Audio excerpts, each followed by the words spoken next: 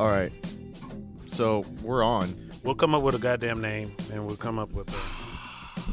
It's not.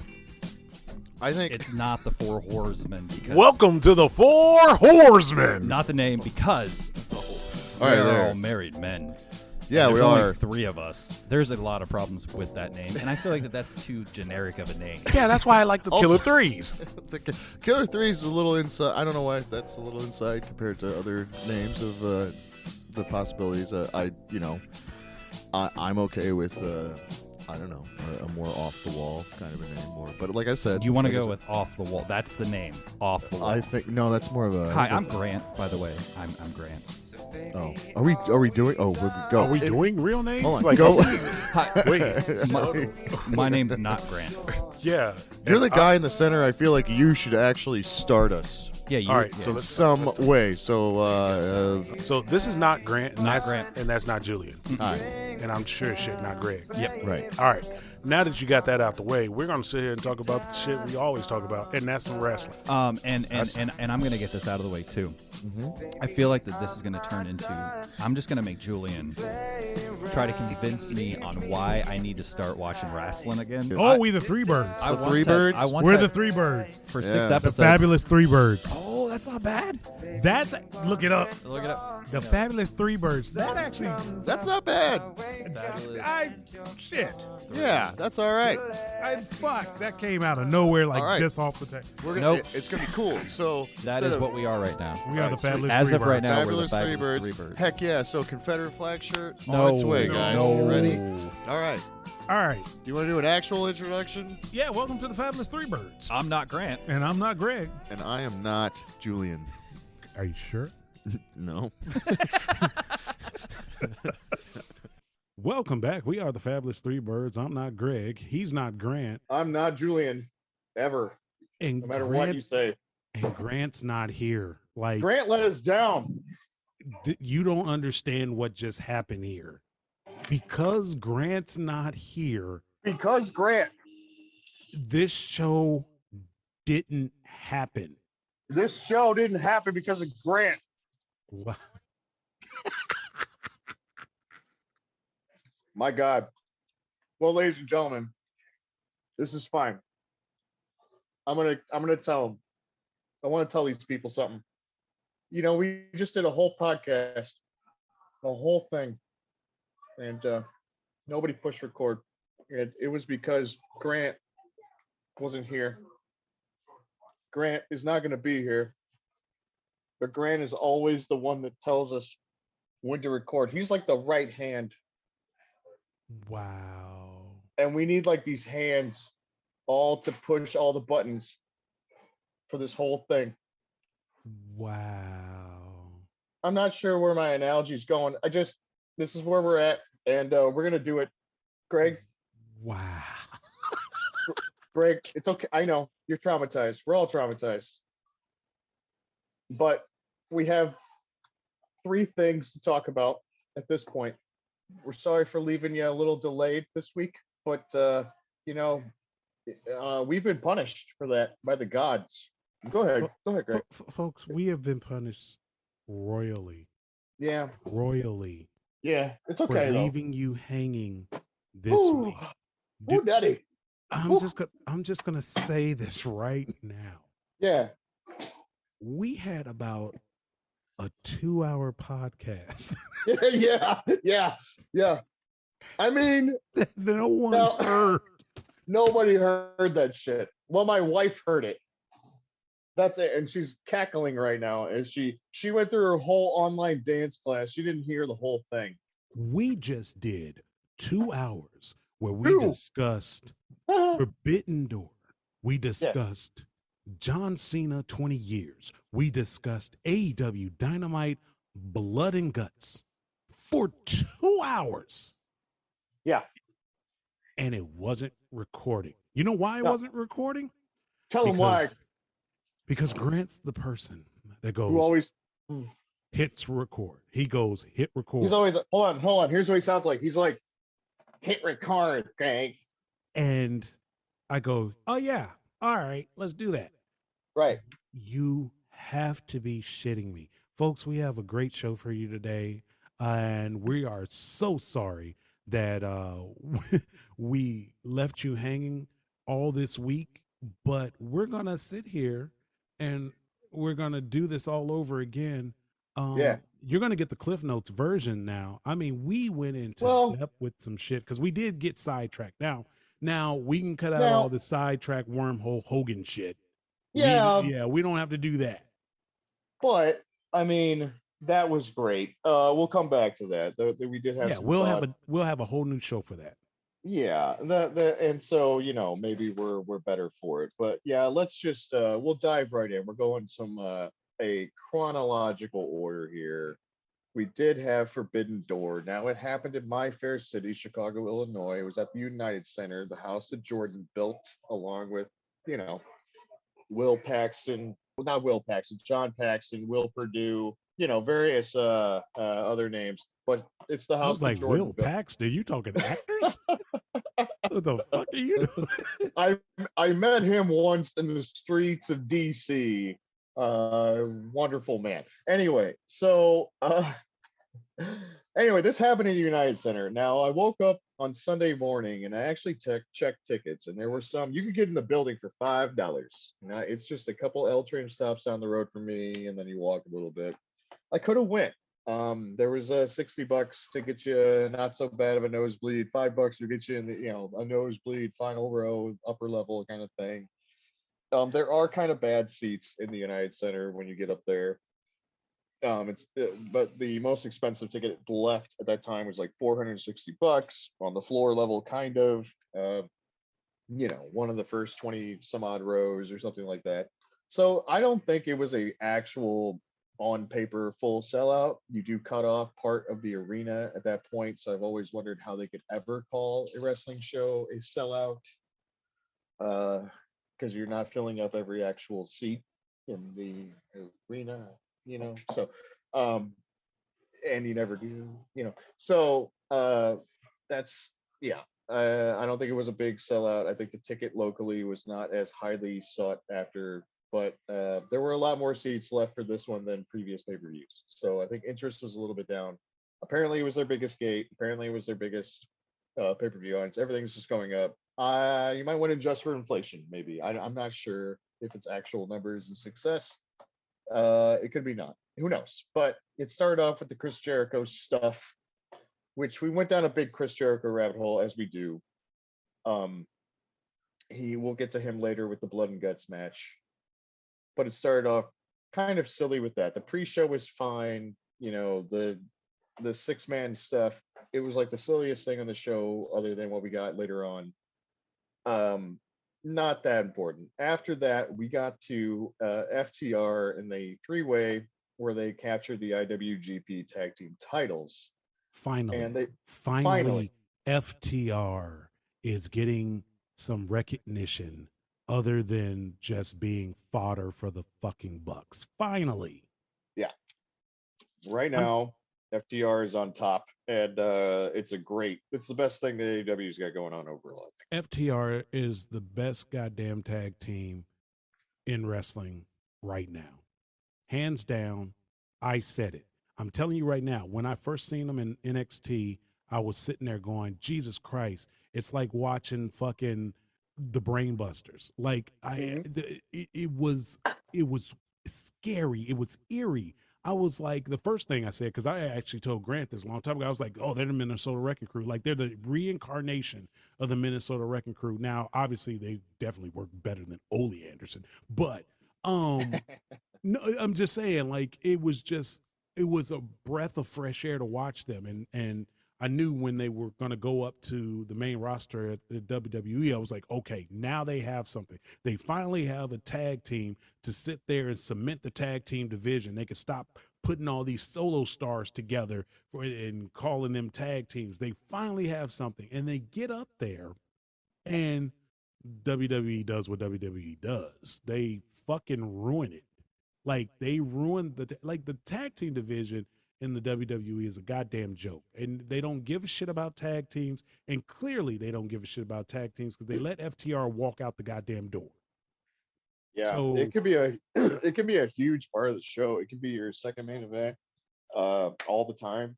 Like it can be a really dramatic thing. It's not a gimmick match, but it's like something different. You know what I mean? It like fills a lot of holes, man.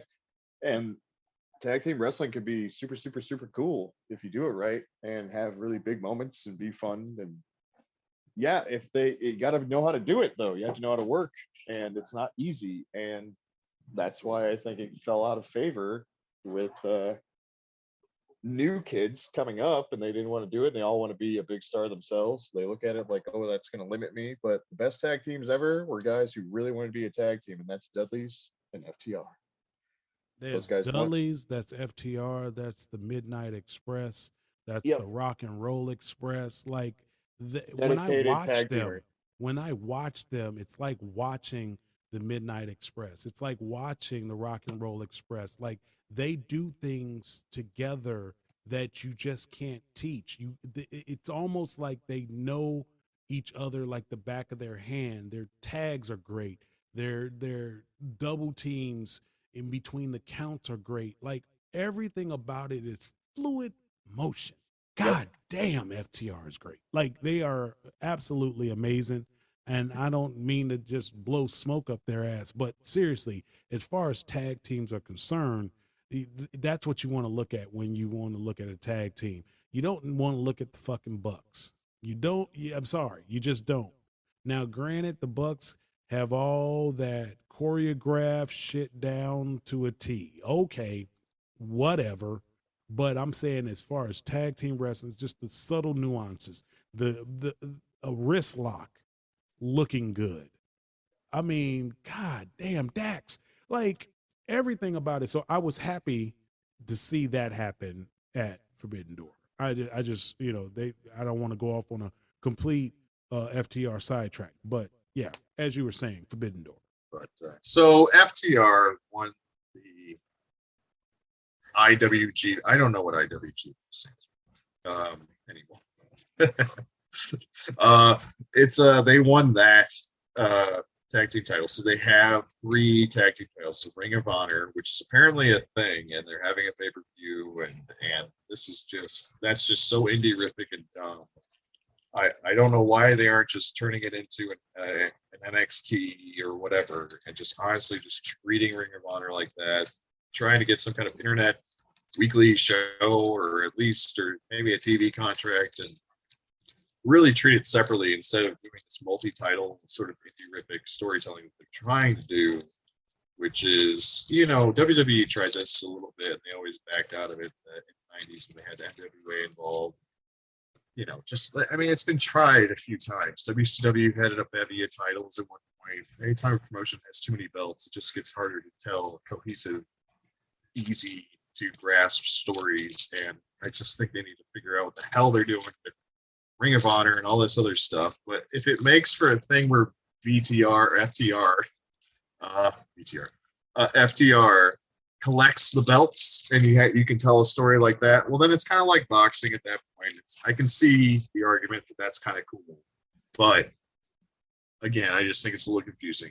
So in this match, though, I really want to highlight we've seen I've seen it in person at sporting events, particularly at Purdue University during basketball games, where a kid will get injured and they go off. And it's like one of our starters, and they get hurt. And they go off. Everyone sees them getting escorted away by the medical staff. And then a little bit, they're all murmuring a little bit. They're talking about if the game keeps going. And then that kid comes back and everybody pops. It happens in football sometimes. It happens in basketball. It happens in baseball. It happens in sports. And it happened here, this tag match where Dax Hardwood, he went back and, he gets taped up on his shoulder and then he comes storming back out. And it was awesome. And they wound up winning the match. It was just a really cool sports-ish moment that they pulled off this card, which was mostly sportsy and pretty satisfying in the ring for the most part. They did crown their Atlantic champion as well, Pac over Miro, which was, they're both really good. I just think that, Tony Khan sucks at booking any of these tournaments, and I think he's only booked the women's Owen Hart one correctly. and he just never seems to put the right guy over, or he winds up having a heel thing or face thing, and they really need to stop trying to do that and just doing it just to do it. Because Miro was looking very strong, and I think his comeback, you just kind of had him lose straight up to Pac, who doesn't need to beat Miro. He just needs to beat somebody else for something or whatever, or not even be against Miro in the finals of this thing, if you want to put it on him. And then, whatever. But they kind of ruined this comeback by Miro, and, Miro should be killing everybody, I think, because when he's strong, he's a great character. Other than that, you had Sting, who I wanted to talk about. We opined over, but Sting looked like a man possessed. He looked like a man having fun.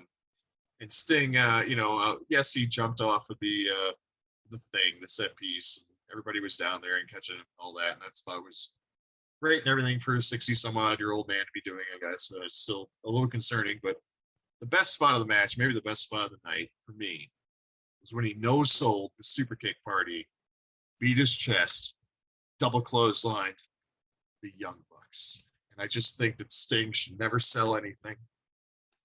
Sting should be treated like the Undertaker or some kind of mystical monster that could never be stopped. Well, yeah. If you look at it, what you're talking about is the Crow Sting. So Yes. there's a level of mystique that goes with the Crow Sting that gives him some sort of mystical, magical power in the minds of fans who have grown up with him. Now, the young kids don't understand the Crow. They probably haven't even seen the movie. But, I mean, if you're going to be 60-year-old Sting in a wrestling ring, I don't need you to do too much. So, okay, he no-sold super kicks. Now, some would say or argue like he's no-selling super kicks. He should be out on his feet. But if you're the Crow Sting, there's something mystical about you that you could sell you could do the no sell. So if I'm the fan, and which I am, and I want to see Sting, but I don't want to see Sting be 60-year-old and working like he was 20-year-old Sting, because I think that would just be too much, and it takes away from it. No sell the super kick, do the double clothesline, get in, get out. That type of thing I'm here for all day long. You don't need much from Sting. He's at a certain level now. He's a Hall of Famer, and quite frankly, him no selling is okay with me. Dude, he should no sell fucking everything. He should just fuck it. Like, I don't know. And Moxley at the post presser suggested the dream match. He suggested a few dream matches between Japan guys, whatever, because he's working both sides a little bit. But he did mention Buddha versus Sting. And I just think that at some pay-per-view, at some point, and if they do this again or whatever, this kind of thing, or even really before that, I just think it would be awesome to do Sting versus Buddha in some way. Kenji Muto is still kicking around. He's like a promoter of some promotion over in Japan, and he looks good. And he's younger than Sting, actually, I think. And that's just a match that never really happened. I don't know. That's you can't get Undertaker versus Sting, but you can get Buddha versus Sting, and I think that'd be fucking really cool if they could make that happen. Like, meaning, I don't know if that's what I want to see, but dude, apparently he can still do the. Well, no, yeah, I don't need Muda to even put on the paint. All I know. Oh, he's put on. No, it's gotta be. No, that's the thing. He's got to put on the paint. He's got to do the spit, and that's it, man. They got to do a whole lot. And they could be a part of a tag thing or whatever the hell, but just give us that moment. Give us Kabuki, versus, Kabuki. Basically. That would be great. So, one thing I noticed, and I tried not to shit on AEW, because I really want them to succeed here. The problem I'm seeing, and it's a reoccurring theme, is that that AEW gives you good stuff, but then they figure out a way to fuck something up that should have been great, not good. Just that literally they got handed some greatness on a plate, and somehow walking to the table, they drop all that shit on the floor. Now, I will say that this is probably, the most unique time where even across the promotions, I don't think there's ever been this many top stars hurt or injured at one time across promotions in wrestling. Now, back in the territory days, it could be all the time, but it wasn't all on television like it is now. You got streaming, you got networks, you got cable, you have pay-per-view and all that. So it just seems weird that even in the WWE, so many people are injured. And now in AEW, so many people are injured that you have to work with your mid-tier guys and a couple of top stars and produce a program as well as a pay-per-view that is going to be entertaining, interesting, and move whatever storylines that you were trying to throw out there forward. And the reality to it is, I think they probably scrapped a boatload of storylines, and you put in New Japan and you do all this cross promotion type of deal. You're gonna lose a lot of casual fans. Now your hardcore fans are gonna stay with you regardless. But I do think that AEW is making assumptions that they make assumptions to the point of most people don't know half of the people that they're bringing in. And when I say AEW are bringing in people left and right, it's like a goddamn buffet at Golden Corral. They have somebody every goddamn week, and then they bring out more people during pay-per-view. So you got Claudio coming out at Forbidden Door, and he's debuting, and you have all these people. So you don't give folks a chance to kind of like settle and see what's going on and what you're trying to present. You're just literally throwing everybody out there, and you're like, you know this guy, you know that guy, you know that guy, and 9 times out of 10, the casual fan doesn't know that guy. They need something to reel them in, bring them in, and make them understand why this guy is getting the pop that he's getting, or why the color team is sitting there talking about this guy the way they're talking about this guy. So I think they're lacking in introducing people. I don't think they're introducing people the right way. They're presenting people on a garbage can lid. And if you want to know what that means literally you have this great meal that this world-class chef sat here and prepared for you, and you're like, there's nothing better. This is the greatest thing ever. And then he goes out and rips up a cardboard box from storage, like that's been hanging out in the alley. And he rips it up and he puts all the food on that. And he goes, here you go. The shit is not as appetizing because how he presented it. That's the way AEW is doing it. They're presenting it in a way where it's not as appetizing as if you presented it correctly. And I think Tony Khan needs to find that person that's not a yes man that could sit here and help him present his product better. Oh, yes. Bully Ray was recently on, or, Bubba Ray Dudley, as you know. He was on 83 Weeks with Eric Bischoff. They were talking about his time on TNA, the whole Lisa Nate storyline. It's a really good podcast. And when they got done kind of going over that era and doing a little retrospect on it, he mentioned kind of some stuff about today. And he said something that I think you and I both agree with there's just too many yes men in wrestling now. And it's yes men across the board. I mean, it is like wrestlers that just say yes to everything, clearly. And then whoever it's WWE, of course, it's like, Bruce Pritchard. Oh my goodness, like just everybody just saying yes to Vince about everything and just clearly like just going on with it. Like Vince having people just say yes to him around it. Tony Khan, I think, has the same thing where he just, this build, and I mean, he patted himself on the back so fucking much in his post-presser he did, which was like slightly less manic than the last one. But this guy really thinks that, I think he overvalues Orange Cassidy, who I'm going to get to with his match with Will Ospreay. He overvalues where he is and what he is, I think, clearly. Doesn't have anyone telling him no on that. publicly it's been stated had Jim Ross telling him no on that, who seems more and more jaded as he goes along in his AEW run for, maybe a bevy of reasons. I was about to say, does Jim Ross feel like he's just phoning it in? And I know he has his health issues, and we want him to obviously be better and healthy. So I'm not shitting on that. I'm saying, does it just feel like JR is over it? Like he's just over it. I think he has a hard time calling some of the dumber things that take place, but this show, he's called New Japan before, so he's actually called matches with like pretty much everybody on the card except for some of the newer guys.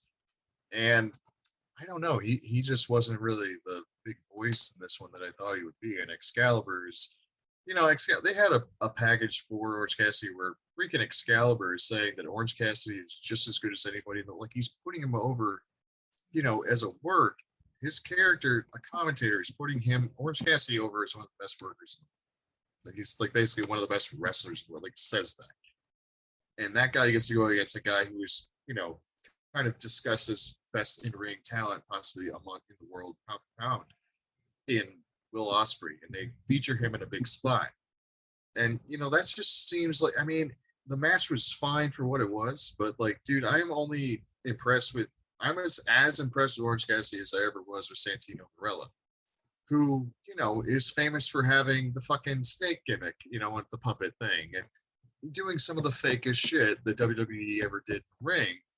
But it got a pop at the kids, and it was this, and it was that. For me, Orange Cassidy's for the kids, man. Like, he's a comedy bit, and you don't put him in a spot against, if you're bringing in Will Ospreay later on, are you really, you're doing this to this guy? Like, well, so I don't. Here's the deal. Orange Cassidy, I can't get into Orange Cassidy. And I know what the fanatics will say. You guys are just blah blah blah. You just old school. They don't get it. No, I get it. I just think Orange Cassidy shits on the product that I'm trying to watch, because part of professional wrestling is telling a story with your body, and especially for the people up in the nosebleed section, and your hands are essential in telling a story in pro wrestling. Like, athletically, I will give Orange Cassidy credit athletically, because to put your hands in your pocket is to literally go against everything you were innately taught as you came into life. The fear of falling is one of the first fears that anybody ever learns. And that's because that just happens right from jump. So your brain automatically goes into a defensive position, and you want to brace your fall. That means you have to use your hands. So for him to jump and run and do all the shit he does with his hands in his pockets is kind of, is in a way, it's just not natural, but he makes it look natural. So I give him that. But the reality to it is, beyond the slow kick gimmick and your hands in your pocket, you're shitting on wrestling. You just are. And I don't care how many people try to tell me he's not, he is. So it would better serve him, or I would believe it more, if he starts out that way and then he morphs into this alter ego version of himself that uses his hands more regularly than he does. Then you got something that I could possibly believe. But as it stands right now, your overall gimmick kind of sucks. Yeah, and the way that Tony Khan talks about him is absolutely fucking ridiculous. There's in the post presser, he's like, people don't understand, he's just such a better worker than the gimmick. Da, da, da, da. It's like, no, that's all we've ever seen, Tony. What the fuck have you seen? Like, what the fuck are you talking about, dude? Like, what, you like talk to him about this shit? Are you kidding me? Like, so I think that he's good at what he does. Like I said, that's where I put him. He's as good as Santino, and I like Santino Marella. Dude, he was a fun part of the show.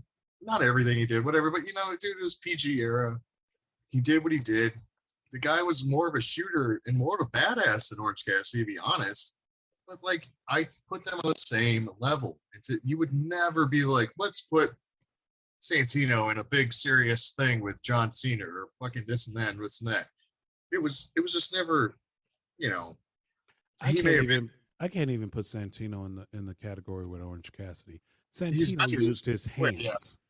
Like he was a grappler. Like he would turn it on. Like his gimmick was, oh, I'm goofy, and then he could roll with you. And he was, he was like he was kind of like a Charles Robinson-y type dude. And so anyway, yeah, that's Centino had a lot, but you know what I mean. He had a lot of segments. He also had neckman. He also needed to pivot to something funny, a la Foley, right, or whatever. Right. Did the snake thing. He has some embarrassing clips out there, but it's all PG, hornswoggle shit, whatever. It's for the kids, man. Orange Cassidy's for the kids. And then when you put him in a serious thing with a guy like Will Ospreay, but I think this really proved how good Will Ospreay is to get something out of him. It was a fun novelty match, and hopefully that's all it is. But I'm just saying, to contrast this match and what it was from what it was, and it was fun when Will Ospreay made like kind of trolled on the pocket gimmick and the abdominal stretch and pulled the middle finger out. Like, I just think that Will Ospreay's great, man. And like, if you can get him on a full-time AEW thing, like especially now, I think you should try. I don't know what kind of contract situation he's got, but with all the injuries, yeah, Will Ospreay in the U.S. would work. I think, dude, he could really go. And if you just keep him in a serious, thing, he could be a top guy for sure for you. And then Orange Cassidy could be your fucking fun mid card. Like, leave it alone, man. Like, stop trying to overthink this because he's selling some T-shirts. It's like, I don't know what Tony's seeing, but it's a really weird thing he has with Orange Cassidy. So I know a few weeks back I said I wanted to hold judgment on Will Ospreay to figure out exactly what and seeing him more and more, he's good. And quite frankly, he can work with a chair. Especially since he's working with Orange Cassidy, he might as well work with a goddamn chair. Right. But he is good. So if I see more of him, great. If Tony Khan gets people around him that will sit there and allow me to see more of him in less comical gimmick type matches, then that's even better. But what I noticed with Tony Khan is his fandom takes over, and I need him to look at the bigger picture further down the line and not necessarily as a fanboy, because the fanboy puts you back to when you were a kid and you had all this fantasy booking in your head when you would sit there and be like, yeah, Hulk Hogan could take on the Undertaker and the Ultimate Warrior all at the same time with his hand tied behind his back. That's kid shit. Tony Khan falls into that a little bit sometimes, and he needs somebody to be able to pull him out of that and go, no, boss, here's the deal, though. This is what you got working, and this is what's getting over. Because he's a numbers guy. He's always about the metrics and the data. And so he understands to a certain degree what is selling on his product, but in the process, he is now watering down what he originally scoped was going to be his product. When he came out 3 years back with Cody and the Bucks, and he was like, we're not going to do all this goddamn on character gimmick stuff. We're going to do pro wrestling. Well, this ain't it. Yeah.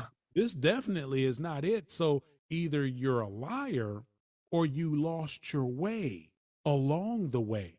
And you need somebody around you to kind of reel you back in and say, okay, stick to the plan here. That's great. You can have the quote unquote Orange Cassidy's for the kids. Put him on the dark match, maybe put him on TV in just a pure comic segment or whatever. But you can't sit there and say, you can't sit there and say we have the best wrestlers, and then you have Orange Cassidy going against an actual good wrestler. Well, the other thing is you have Danhausen's fucking. I mean, how many comic spots do you have? I think you only have room realistically for one. Yeah, you gotta. If you're writing Two a is script, you gotta tear that script up, and you gotta. You got Danhausen, man. You got Danhausen, who's better at this than Orange Cassidy is. And I mean, Orange Cassidy. This, like I said, this match was fun and whatever, and his thing on Dynamite with his little counter. I don't know. I mean, he's popped me and everything. I mean, but that's what I say. It's just the same kind of a. It's not a real pop. It's a comedy pop, and you can't do everything with that kind of a character. And I don't care how much you force it. So that's where Tony just seems like a really weird mark, is when it comes to this guy in particular. So and so that's as we move through Forbidden Door. So at this stage, Audio. at this no, I'm just saying at this stage of moving through Forbidden Door, other than FTR, what is it about it? Is it the cross promotion? Like nothing about this is going to be memorable. Well, yeah, Claudio made his debut, which was not originally planned, I guess. This is probably going to be just a really good match between, first of all, it's Zack Sabre Jr., who is not necessarily synonymous with New Japan. And he also made 0 appearances, and they didn't really build him. Now, I know of him. He was in NXT, featured in one of those tournaments or whatever, right? That tournament that had some New Japan guys, however, 5 years ago or something. He is amazing. I mean, he's absolutely. I've seen him. Like, I get it. I know that. But the casual fan absolutely does not fucking know who Zack Sabre Jr. is. The guy could be the next Dean Malenko or whatever the hell you want to call it. Like, I mean, he really could be that level of a talent. And I thought, and a lot of people thought, he was just going to be an AEW start, but he wasn't, because this thing is too much of a fucking super indie at times, and you just don't fucking just sign motherfuckers. And Zack Sabre Jr. could have been here from the start, and you'd have a solid worker. Either way, here he is in a one-off, and Claudio comes out, and that's one of the moments from this for sure, because the guy transitioned over. He's worked this room before. He's one of the few guys on this card that has done a pay-per-view in the United Center. Think about that. That's worth its value right there. You got a guy who's going to be pay-per-view ready, you know what I mean? And he's a big star, and also a guy who a lot of people figured into AEW one day, if not at the start, was Claudio. Other than that, yeah, you've got the botched finish of the IWGP title match, which was just a big NJPW jerk-off, really. And Adam Cole may or may not have been injured, fucking up the finish. And it just wasn't, it was decent, whatever the hell you want to call it, match. Okada was doing stuff. He was in the United Center for maybe the first time, I believe. Do you think Adam Cole got his bell rung? I think so. I don't know. I don't think it takes much. Okada, they really honestly weren't sure if they were going to get him until like right before the blow off Dynamite or the go home Dynamite. So that explains like some of the availability things. Tony Khan made a lot of excuses about the build up to this, how it was thrown together, and he was just patting himself on the back so much. And it just made me think, you got to stop doing the pressers, or you got to create a character and start talking about some other shit. Because when he is speaking his mind, I don't know, man. Like, he's about to deal with a merger the same way Eric Bischoff dealt with the merger. And he was talking about the merger. He was saying, we're about to be in the merger with Discovery, the largest producer of content in the world. And I was like, I'm not even sure if that's true, dude. I'm pretty sure Disney is. But he said that, and he's trying to sort of talk. I'm just saying, business-wise, I don't know if it's wise, but wrestling promotion owners just go on TV, I guess, no matter what's going on in the world. So then, of course, they finished with the Jon Moxley winning the interim championship against Tanahashi. Tanahashi seemed like he couldn't move around very well, but he is compared to the past. But it was a good match. And it's the kind of thing where it's like Moxley didn't need to bleed, but he did. And it was a fine match. It's like the kind of thing the guy's capable of, man. And it's just like, it's weird. I think that his character, the way he was talking at the post presser, that guy, combined with the work rate and the stuff that he's doing here with his kind of sloppy, but, kind of whatever style, I think this works, and he can be a top guy. It's just, I don't think he's the best wrestler in the world by any stretch. So, yeah, I I think all this cross promotion, I won't say that it's bad. It's fun, but it's a novelty. That's how I see it. Yeah, it's a novelty, and it's also they're with all the injuries, they're banking on it. They're putting all their eggs in this basket, and I don't necessarily think they need to focus on it so much in that regard. They do have some stars there, or potential stars there that they could be grooming better, that would actually make them stars where you won't have to worry about it, because now what I've noticed, I mean, just taking a look at Forbidden Door itself, I mean, goddamn, do they need MJF? Yeah. So it makes me think the situation is real. But I don't know where you would. It makes sense that you didn't fit in on this card and that you keep him off. They also kept Wardlow off the card entirely. Like Wardlow was not there at all. And I kind of think that New Japan should have fed Wardlow somebody. You would think. Yeah. You would think, but this is the part where I go, Tony Khan, you gotta be, I don't want to say smarter than this, but you have to get out of your own head and your own ego to understand that you have built Wardlow up to a degree in which people are buying. They're buying it, and quite frankly, if you do it right, he's the future of your business moving forward for the next 5 years. There's got to be a place for him on this damn pay-per-view. And if the thing is with MJF is real, then holy shit, he's showing you his worth right now. He is showing you his worth. Something's got to give. You're going to have to patch this up. Because a lot of times folks equate financial success with being a genius. Because somebody has a lot of money, they clearly have to be a genius or they wouldn't have all this money.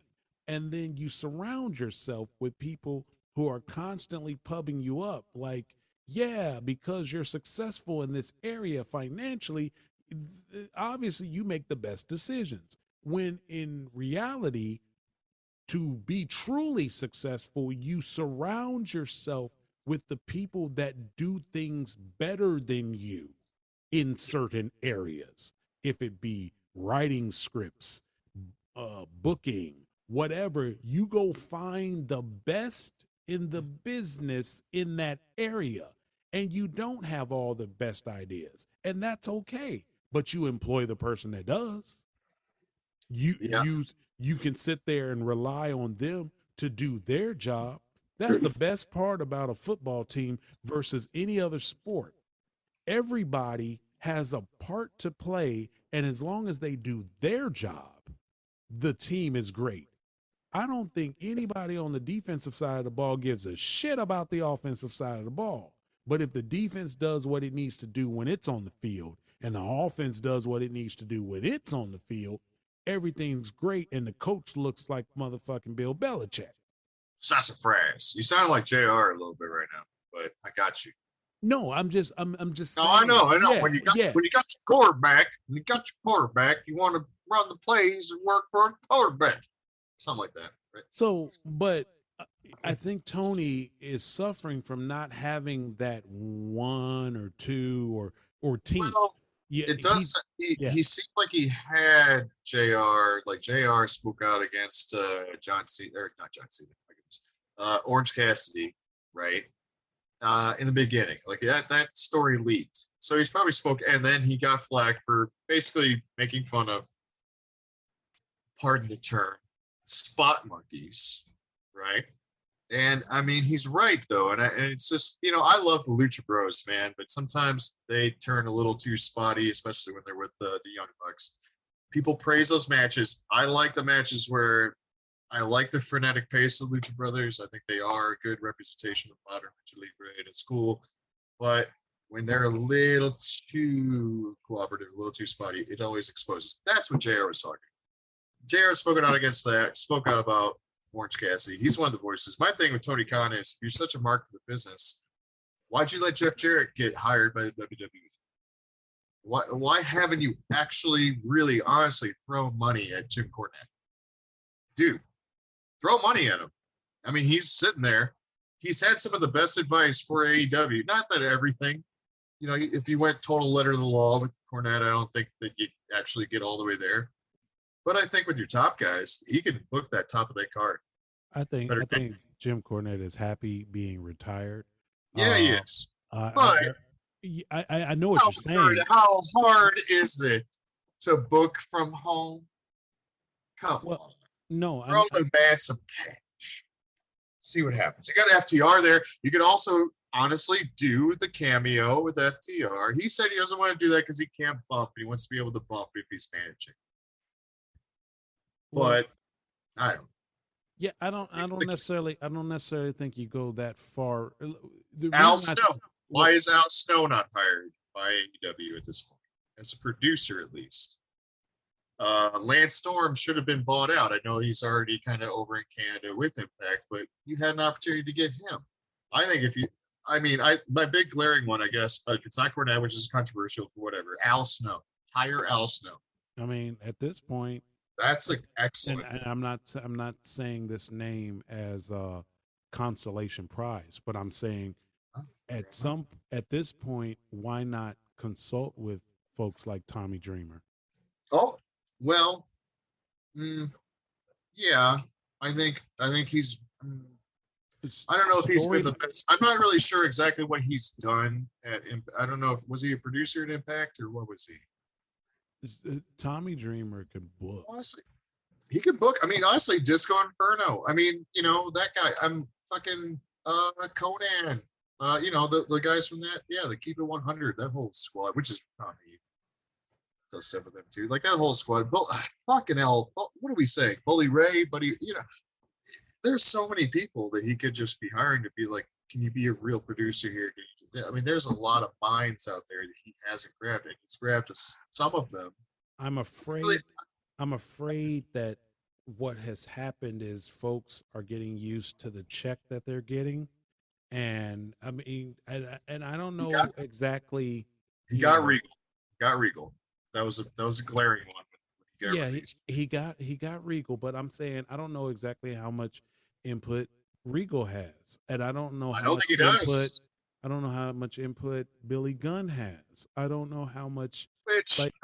I'm sure Billy Gunn can definitely teach how to work and definitely teach. Oh, sorry, we're in Chicago here. We got just gunshots. Don't worry about it. No, it's fireworks. So. It's a lot of fireworks. Oh my god. So anyway, yeah, I've always got some. So anyway, no, he needs to get to he needs some better booking minds around him. Fucking hell, man. Mick Foley, I mean, there's a lot of guys you can hire. Mick Foley was, but yeah, we're talking about some fat, happy people. So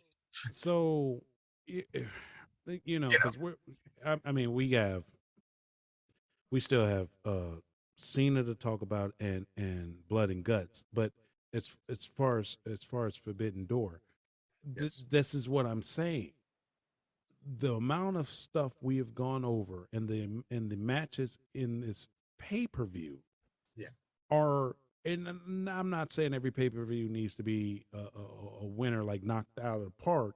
That's always the goal.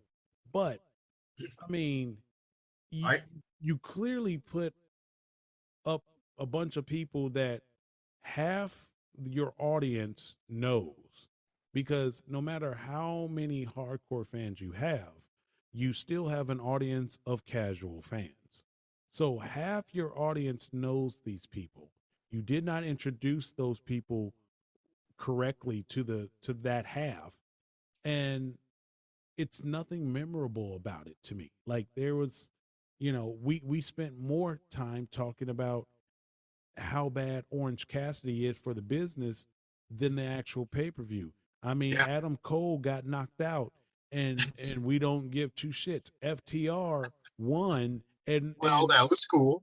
That was great. That was great. But it's the glaring narrative though is in their defense, it is they usually have 6 weeks.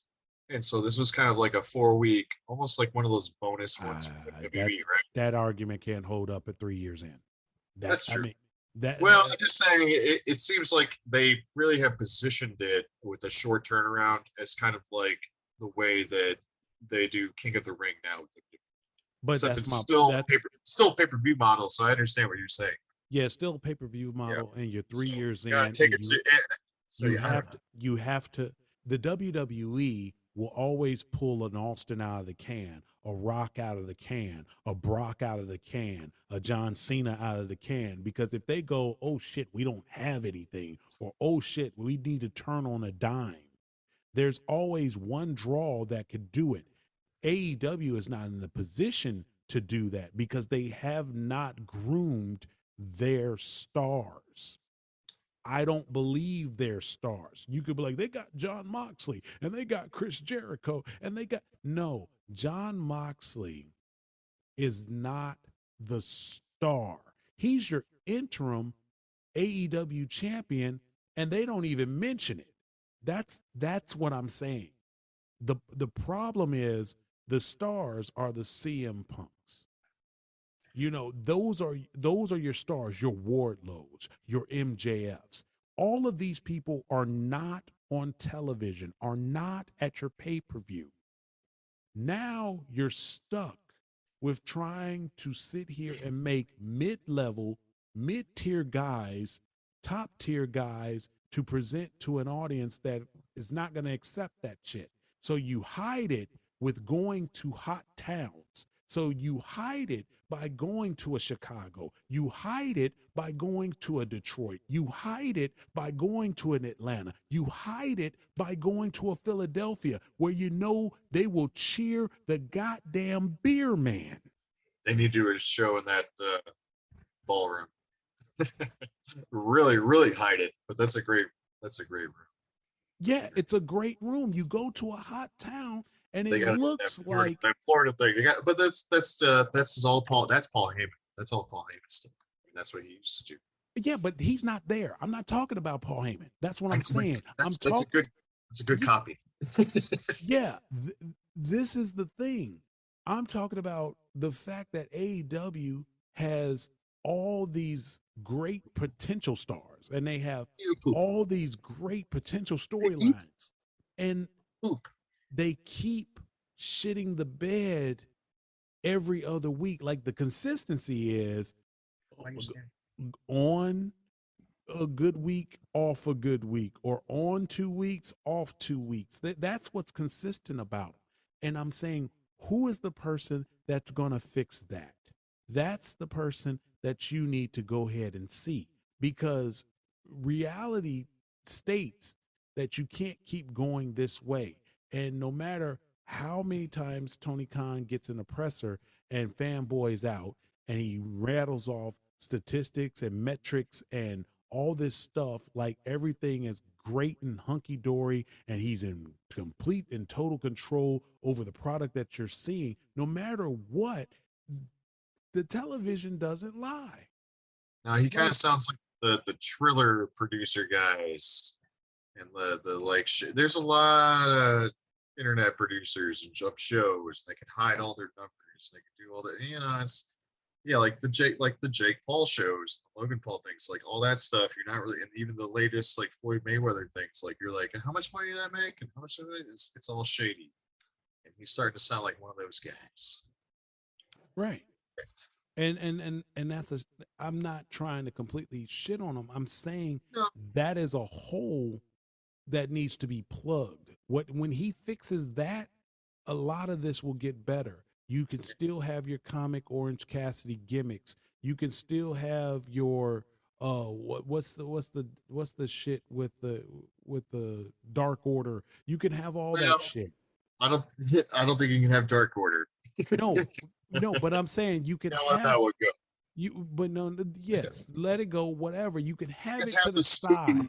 You can have your two spooky groups for now. Still, I guess. Whatever. But it doesn't have to be the meat and potatoes of your content. Oh hell. And right now, he's selling that as the meat and potatoes of his content. If this MJF thing is real, it needs to get patched up. They need to sit in a room and be professional and say, okay, you don't like me And I'm sorry that it has gotten to that point. I still think you're a great talent. How can we work this out? And MJF needs to get into that room and say either money or creative control, whatever needs to be done to get me back on that TV screen and let me do what I do best.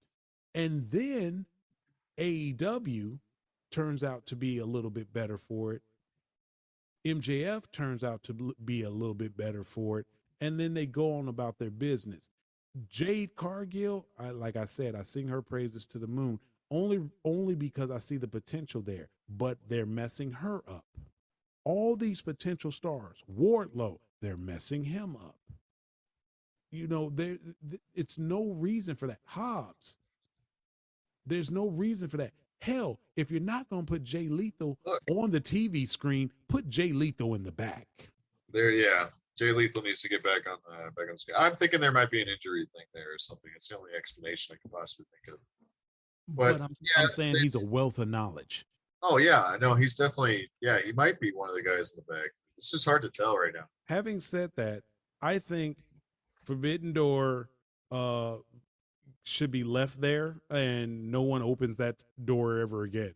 That's they can do it as a novelty extra event, whatever. But man, we are not a podcast on the payroll, and we're one of your good sources.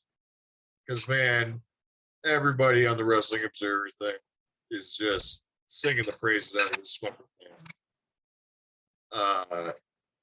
It's kind of ridiculous, that Meltzer is on the payroll. There's just so much mounting evidence. The ringside seats at the last pay-per-view for Brian Alvarez. I mean, just on and on and on, man. I mean, come on, that's a gift. That's not press row. You're front row. That was the last thing. He thought the Bucks match was the best match of the card. Said that kind of thing. They thought Will Ospreay versus Orange Cassidy was the best thing on the card here. Just come on. So if you think the Bucks match was the best thing on the card, then the last match, the last pay-per-view, yeah.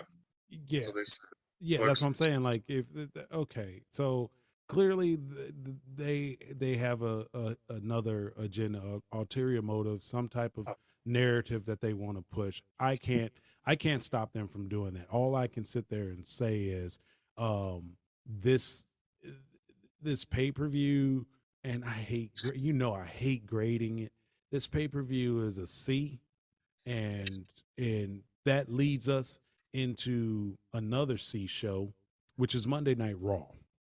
Okay, so obviously we all know that Monday Night Raw hasn't been Monday Night Raw for a long time, and that the A show now is Friday Night SmackDown. But this Monday night was 20 years of John Cena. So Cena comes out of a class. I didn't see him at all. I just saw like a hat and a shirt floating on the screen. I didn't see a person. Yeah. Weird. So John Cena comes out of a class of him, Batista, Brock Lesnar, Randy Orton, and that class has been wrestling for about 20 years now. Now you can say, well, John Cena went away, and Brock Lesnar went away, and Randy Orton's the only one that stayed. So I get it, but here this whole show was geared. I mean, they've been pubbing this for weeks. So this whole show was geared around celebrating John Cena and 20 years in this business. So you already knew what you were going to get. You were going to get one of those What happened? Nothing. Oh, okay. You were going to get one of those WWE packages highlighting John Cena's career. And then you were going to get a lot of interviews and a lot of flowers being thrown at John Cena from the color team and whatever. So you knew that going in. What actually transpired amazed me because I didn't know how they could literally take up 3 hours of this. I really believe that the crowd was there for John Cena. So you either tease them, in which they did. They teased him in the beginning, and for later on in the show. So what they did was they started backstage, and they had John Cena walk through basically 2 lines. This is how much they care about their actual talent today. They had the talent line up backstage and like clap for John Cena as he comes in the door and heads toward Gorilla or wherever he was going to go. But you had faces, you had heels, and they're all in the back and they're all clapping. You had the new generation, you had some of the old generation, you had some of John Cena's generation, all back there clapping it up. And it was okay. But the one thing I did notice, and and I know we talked about this before, was Becky Lynch. So while everybody's like, clapping and cheesing and smiling and shaking hands with John Cena, like he's the president of the United States at the State of the Union when he walks into the room and he shakes everybody's hand, that's the thing that they had him doing. Becky Lynch is sitting on a case, and her head's down, and she looks like she's completely zoned out, and she's doing this like half-hearted slow clap, and that's it. There's no looking up to John Cena saying hi. There's no nothing. Like, that's her deal. And so if she's working, that's great. But in my eyes, you don't even need to have Becky Lynch in this segment.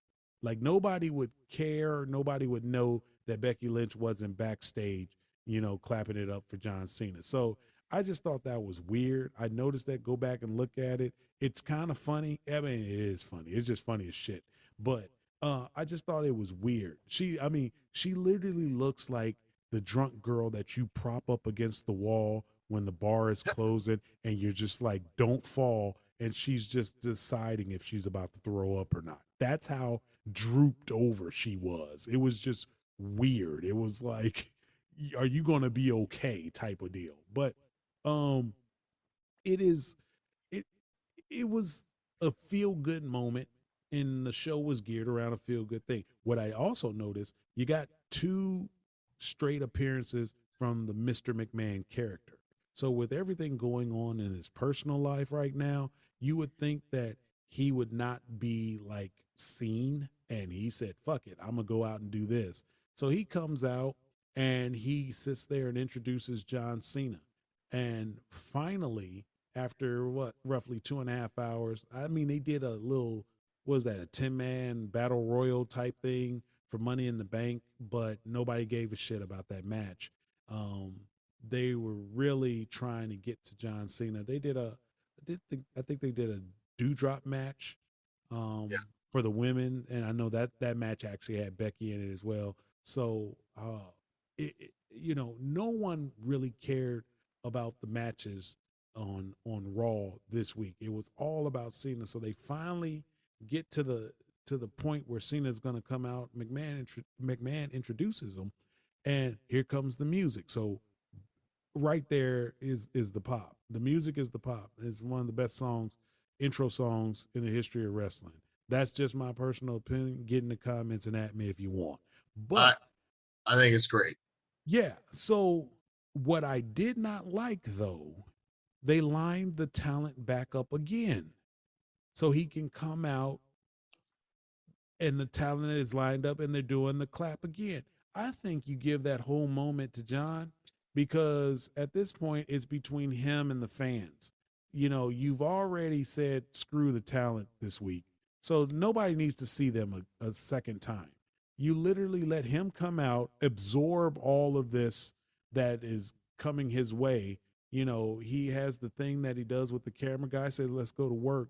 It was so many people out there. The camera guy didn't even have space to run with him.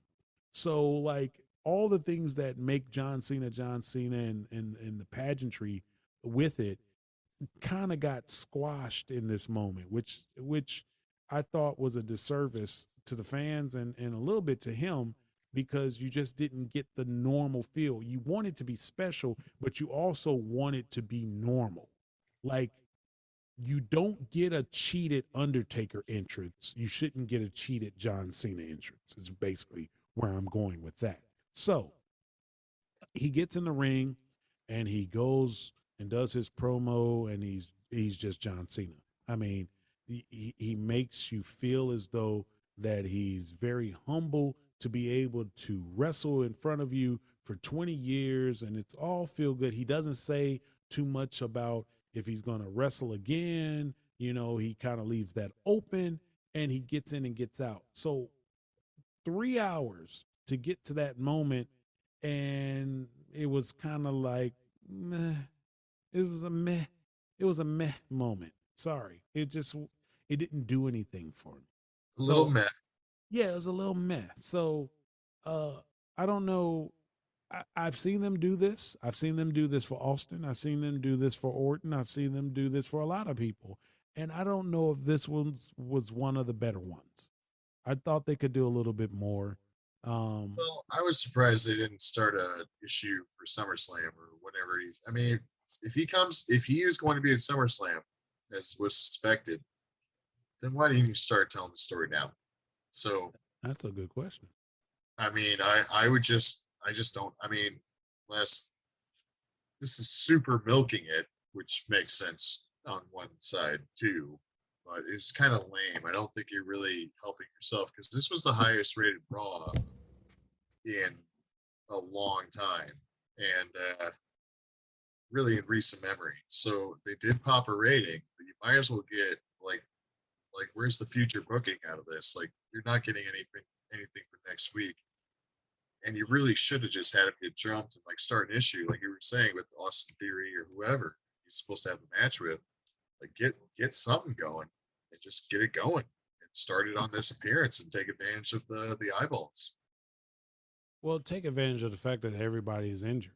There's that too. You're gonna need something to put some butts in some seats. So I don't know, but I think the WWE does a better job at grooming their next stars. I mean, right now they seem to be in a little bit of limbo. I'm saying that their history has a better job of grooming their next stars. My God, lately, no. Yeah, lately they don't know what to do with the call up. I mean, they screw up all these call ups. They don't strike when the iron's hot on some people, and they kind of try and then they fuck it up. I kind of want to see what Triple H does. I mean, there's this thing where he went back to the NXT and kind of was like, "Yeah, I'm back," type of deal. I kind of want to see what that actually means, because if he's back, obviously he's not getting in the ring because of his heart condition, and we don't need to see him in the ring. But if he's back as far as, you know, booking and developing talent and can handle that stress level and that load, then this thing might get better. Like, this could probably be the best thing for the WWE in this present time, with all the things going on in the personal life of Vincent McMahon and the WWE and the board of directors, and Stephanie McMahon being the new or interim CEO and chairman of the board. This might be the best thing happening for them currently if Triple H is back. So I just kind of want to see what that actually entails, because that would be actually interesting. That's probably the better storyline right now that they have, and that's saying a lot. Yes, but that brings us to Wednesday, to Blood and Guts. And before the actual Blood and Guts match, the thing of note, yes, there was Ethan Page versus Orange Cassidy, and Jade Cargill versus Layla Gray, another Jade Cargill kind of squash. She talked shit after the match. She sounded good talking shit, but the match was not that great. Correct. The match was not that great, and they love letting her say shit. Like, that's her word. Shit is her word. That is her. Cut the shit, Tony. Yeah, anyway, I pop for her when she's talking shit sometimes. But anyway, then it came to a real good. That was a sort of mediocre heel thing. Although I think she can end well. Christian Cage came on out, and then Christian Cage gave maybe a perfect heel promo. We had that Monday and Wednesday, and so I think he works better as a heel. Yeah. He's one of those people where the look of Christian Cage isn't always what sells Christian Cage. So I think he's always battled that. I mean, his in-ring work is great. His mic work is great, but the look of Christian Cage is kind of where people go, I can't put that on merch. He always has to have somebody or something with him, and I think there's some form of a chip on his shoulder about that. So that promo, I mean, if you hadn't seen it, he basically relished in the fact that Jungle Boy's real life father had recently passed, and he literally went in.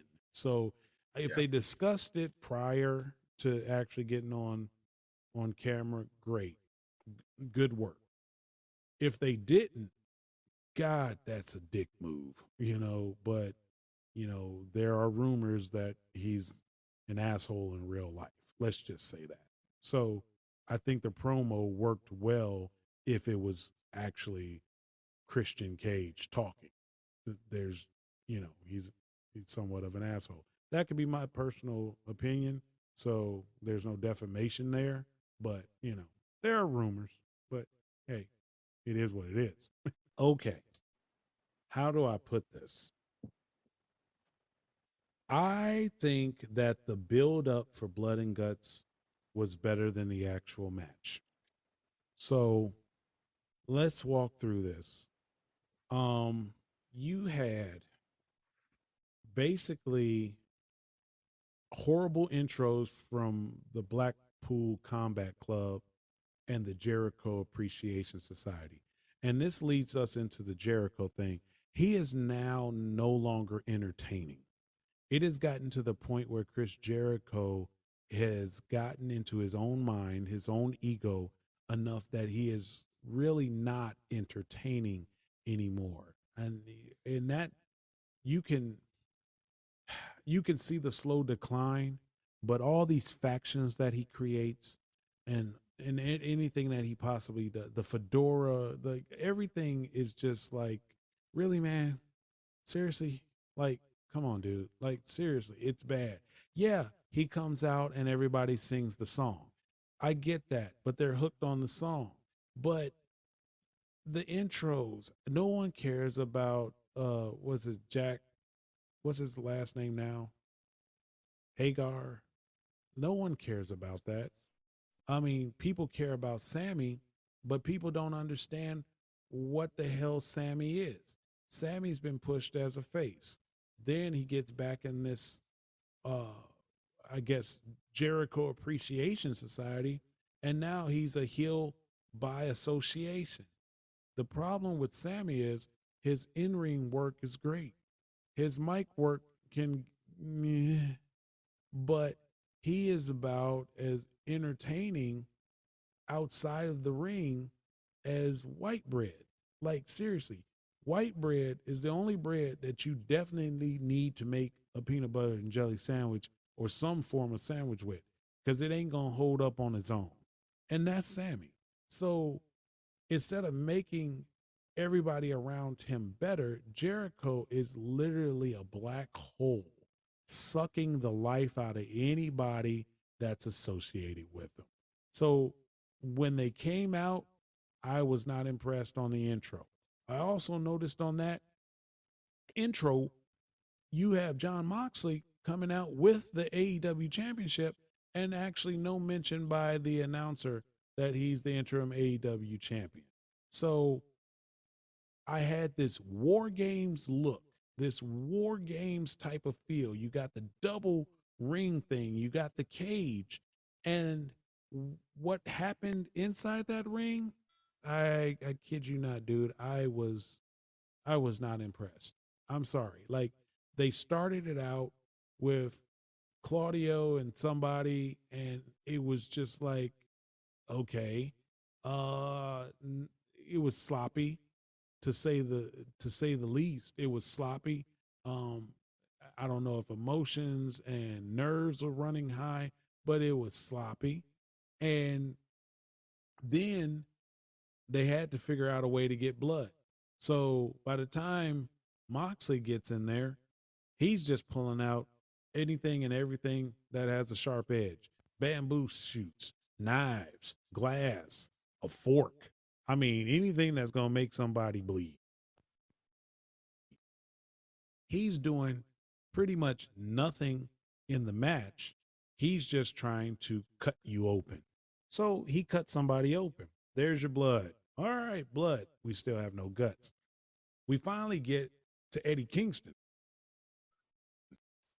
Eddie comes out and everybody's with him. Hot crowd. Everybody loves Eddie Kingston. His facials are working. He gets in the ring. He starts hitting folks with kendo sticks. He's just dead-eye drilled on Jericho because that's what you want. You want Kingston Jericho, right? Chris is doing his damnedest to move this story along to no avail. Like, it's gotten to the point now where I don't want to see it.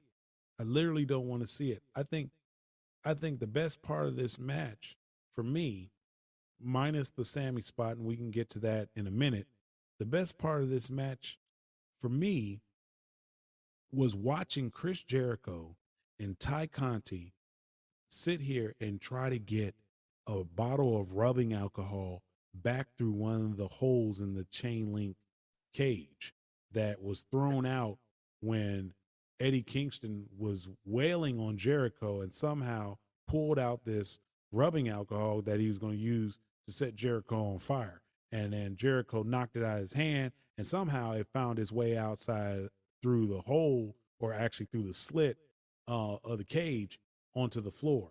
And then the camera stayed on Jericho trying to communicate with her to push the damn bottle back through the hole. Now, it didn't fit because square peg, round hole. So now they're squeezing this bottle, trying to squeeze it through the hole, and it's literally now leaking all over Jericho. So he basically poured rubbing alcohol all over himself. Bottle doesn't even get through there. And the camera guy, it's not his fault. It's the director in the truck. The truck, he's probably figuring it out with all those screens that he had and nobody's really doing anything.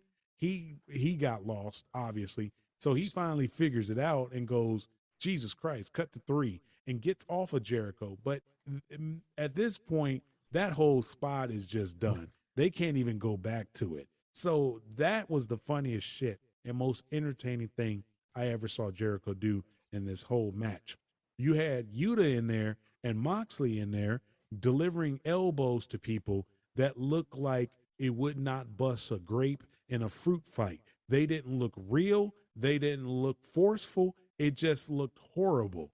And then finally, you get to the spot of the whole main event where they're actually going to climb outside of this cage and climb on top. So Sammy goes up on top, and then Kingston follows him up there, and he's up there and Sammy's up there, and you knew what was about to happen. Somebody's about to go off the top of this cage. Well, okay, Sammy takes this, he gets launched off this cage, and he takes it very, very well.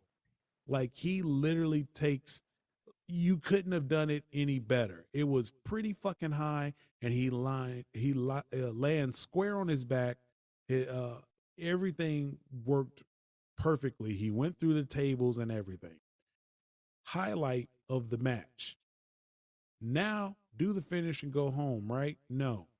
Here comes old ass Chris Jericho looking like somebody's drunk uncle, climbing up the damn side of the cage to get on top for what you think is going to be a great fight with Eddie Kingston. But no, they're throwing these fake punches. Chris Jericho lands on his knees and then lays down on top of the cage as if he was scared of heights. Don't know what the fuck that's about. You got Claudio coming up there and he's doing stuff with someone, and the finish is him putting somebody in a Boston Crab and they tapping out. Meanwhile, Kingston is trying to get Jericho to tap out at the exact same time. So he gets upset that he didn't get Jericho to tap out and the win went to Claudio. And if that's part of the storyline, good Lord, I don't know what that's about. But they didn't explain that very well at all, because now you got Kingston and Claudio talking, and now Moxley comes over to patch things up, and then they stand up there, they wait for the ref, number one, to raise their hands. And now you got all of them. Did you notice I hadn't mentioned shit about Santana and Ortiz? They were literally just there. So you had this not pay-per-view, but you had this pay-per-view type match happening on your weekly program, and it is the main event. And at the end of it, you got 4 guys standing on top of a cage, doing nothing, selling nothing, and quite frankly, the one spot was the best spot, and what you did to get to that spot, you can't explain to nobody, because watching that match, minus the cutting somebody open and bleeding, watching that match, there was nothing in it that was memorable, and nothing in it that told me why these two teams hate each other. No, not at all. And really, when you think about it, this is just a rehash of everything that Jericho's done in recent months. I mean, it's the same thing. It's even a duplicate match with kind of a duplicate finish. The whole thing with Claudio and Eddie is something that kind of got started on social media, from Eddie to Claudio talking shit about him, or he was in an interview saying he thought he was a dick backstage, and they used to work together on the indies or whatever. But no, so there's a little weird inside build up to that. But again, that's very inside booking, which they're guilty of once again. And this match was just kind of silly. I don't know. Seeing the big swing on top of the cage was fun, but that's about it. So Claudio just doing his thing in the ring is cool enough, I guess. But no, he'll get used in better spots when some people get healed or whatever. But yeah, he's roped into the Blackpool Liver Society, so I guess he wants to shed blood, beat the shit out of people right now.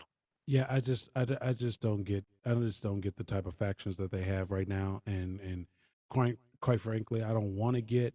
I just want them to get better. Folks, I'm just gonna go ahead and say it now.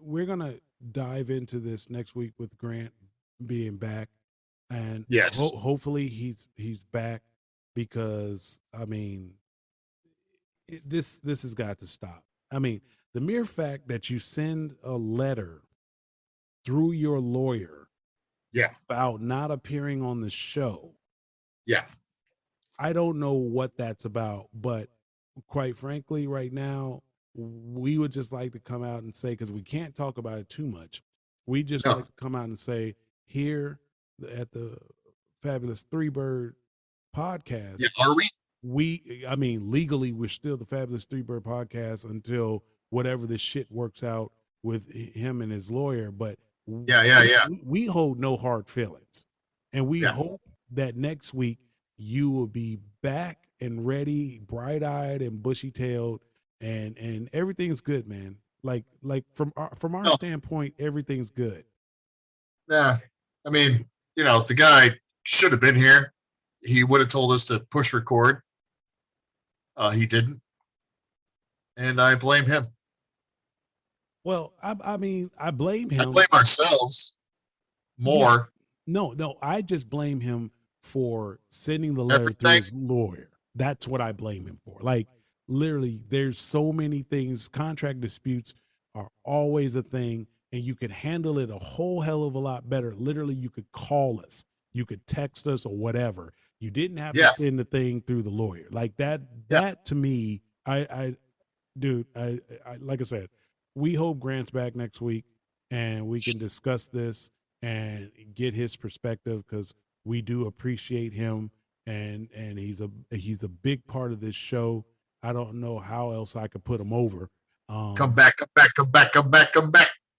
Oh, snap. See this thing. See, he did that for he did better.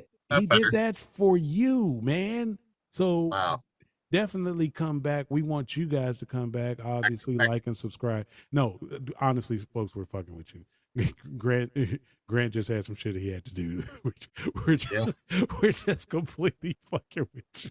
Sure. Sorry. I didn't want anybody to start some dirt sheet rumors like, oh my God, they're fighting.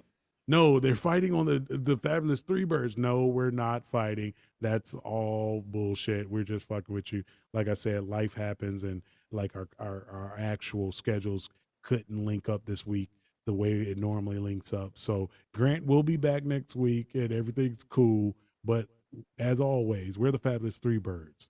We'll see you next week.